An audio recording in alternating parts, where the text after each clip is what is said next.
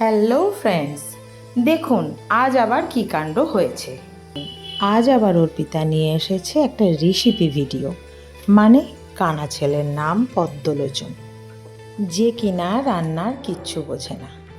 তো কি আর করা যাবে, আসলে আমরা যারা এই জার্নিতে আছি তাদের সবারই একটা সমস্যা কি বলুন তো, কন্টেন্টের অভাব হয়। অনেক সময় কিছুই কন্টেন্ট পাওয়া যায় না আমাদের ভিডিও বানানোর। তো কি হয়, যেটা জানি না সেটা নিয়েই কন্টেন্ট বানিয়ে ফেলি, দেখি কি হয়। তো সেরকমই রান্নায় আমি একেবারেই পারদর্শী নই, সেটা তো আপনাদেরকে বহুবার বলেছি, কিন্তু তবুও যাহা জানি না তাহাই আমি চেষ্টা করিব। এই রকমভাবেই শুরু করে দিলাম আজকের একটা রেসিপি, বাটা মাছের ঝাল। খুবই সহজ একটা রান্না, আমরা প্রত্যেককেই এই রেসিপিটা জানি। তবু আমি কিভাবে করেছি চলুন সেটাই এক ঝলক দেখে নিই।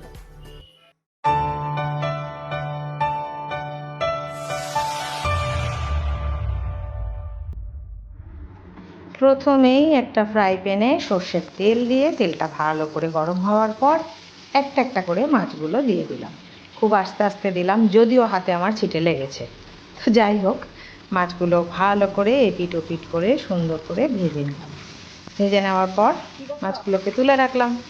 তারপর কি করলাম, তারপর এদিকে একটা মিক্সিং বলে একটু সর্ষে, একটু পোস্ত, কাঁচা লঙ্কা, আর একটু তিতো তিতো হয়ে যায় বলে 2-4টে কাজু বাদাম, আর কোনো এক জায়গায় দেখেছিলাম কারো একটা রেসিপিতে একটু কাঁচা সর্ষের তেল দিতে।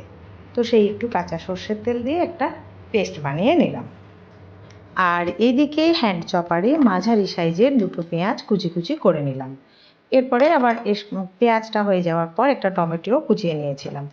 তো চলুন এবার কিভাবে রান্নাটা করেছি সেটা একটু দেখি।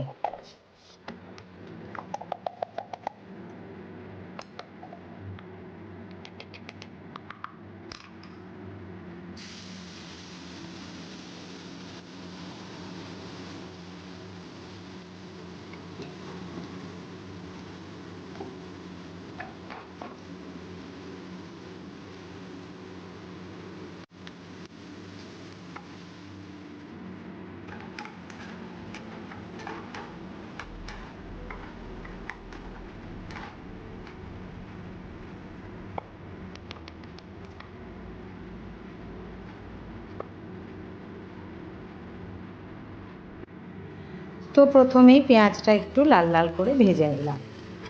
বেশ খানিকক্ষণ অল্প আঁচে একটু লাল লাল করে ভেজে নেওয়ার পর ওর মধ্যে দিয়ে দিলাম টমেটো কুচি। টমেটো কুচিটা দিয়েও নরম হওয়া পর্যন্ত একটু একটু করে নাড়তে হবে। হ্যাঁ, আর আমি এর মধ্যে হালকা নুন দিয়েছিলাম, যেটা আমি ভুলে গেছি ক্যাপচার করতে। তো যাই হোক, এগুলো খুব সাধারণ রান্না, সাধারণ প্রসেস, সবাই আমরা জানি।